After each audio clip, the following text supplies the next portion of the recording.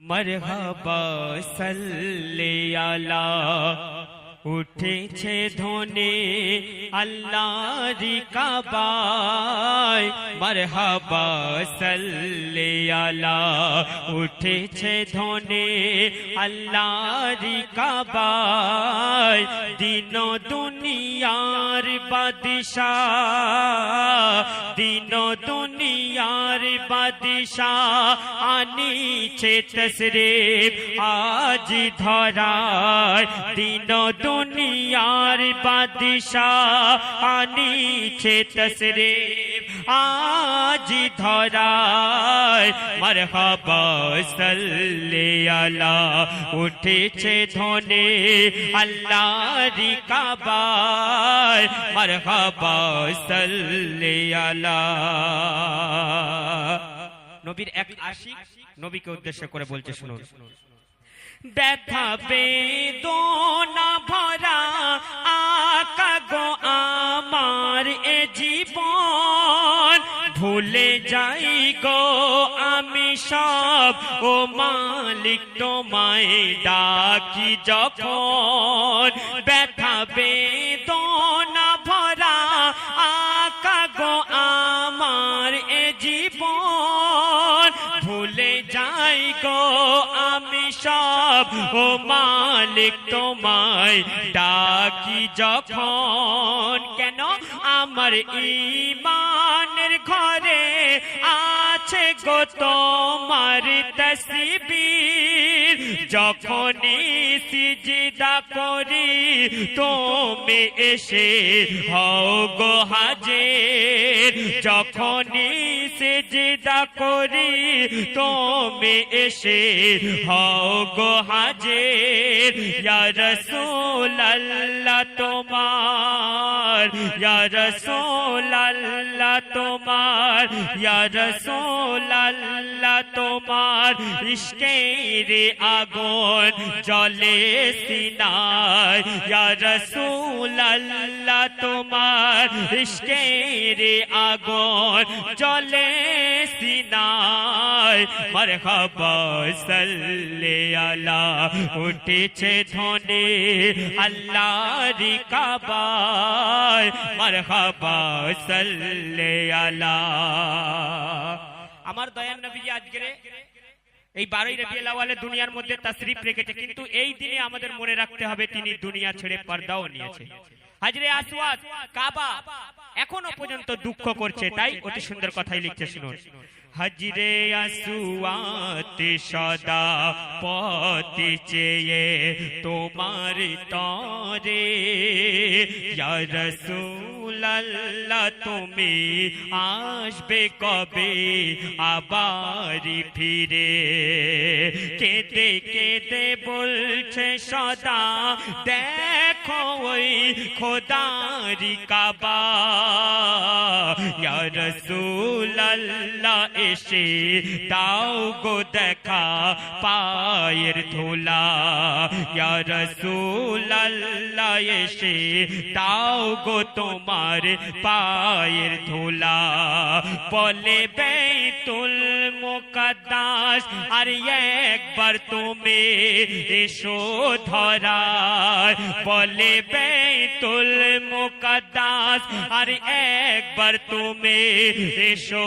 ধরায় ধন্য হব মোরা পেয়ে তোমার চরণ ছোঁয়ায় ডেকে নিও গো আমায় কাল হাসরে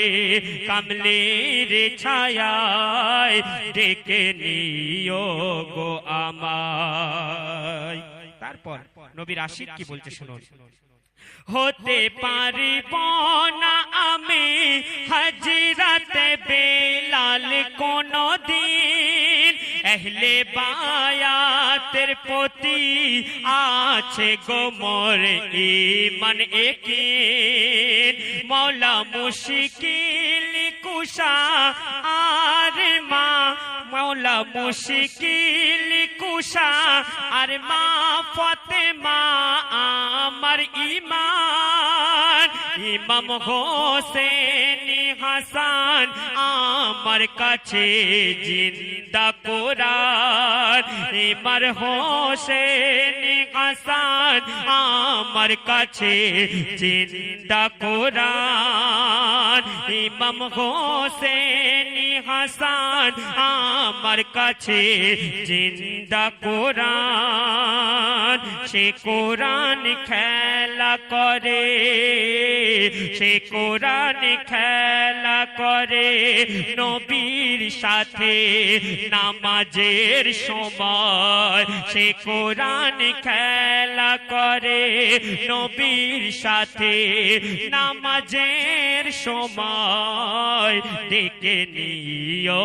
গো আমায় শেষ কথাই অতি সুন্দর কথায় কবি লিখছে বলছে শুনুন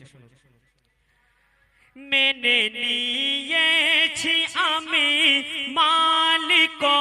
মওলা তোমায় লিখে নিও গো আমার নাম তোমার গোলামির খাতায় মেনে নিয়েছি আমি মালিক মওলা তোমায় লিখে নিও গো মোর নাম তোমার গোলামের খাতায় আমার ঈমান আমার কোরআন তুমি হে দয়ার রাসূল তোমার দিদারের আশায় থাকি আমি সদা ব্যাকুল তোমার দিদারের আশায় থাকি আমি সদা ব্যাকুল তোমার দিদারের আশায় সদা আমি থাকি ব্যাকুল তোমার কদমের ধারে তোমার কদমের ধারে তোমার কদমের ধারে থাকতে আমার মন যে চায় তোমার কদমের ধারে থাকতে আমার মন যে চায় ডেকে নিও গো আমায় সবশেষে প্রিয় কবির নাম আমার বন্ধু হাবিবুর এবং রাকিবুল একই কথা বলে গেছে আমাদের কাছ থেকে গজল জগতের একটা বিখ্যাত কবি বিদায় নিয়েছে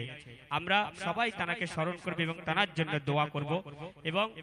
আমি কবি ইয়াসিন সাহেব লেখা গজল গাই তিনি 5 মাস আগে ব্রেন স্ট্রোক করেছে পুরো অচল হয়ে গেছে তাই আমরা তানার জন্য দোয়া করব আমার কবি কি লিখছে শুনুন অতি সুন্দর কথা আল্লাহ গো আল্লাহ আমি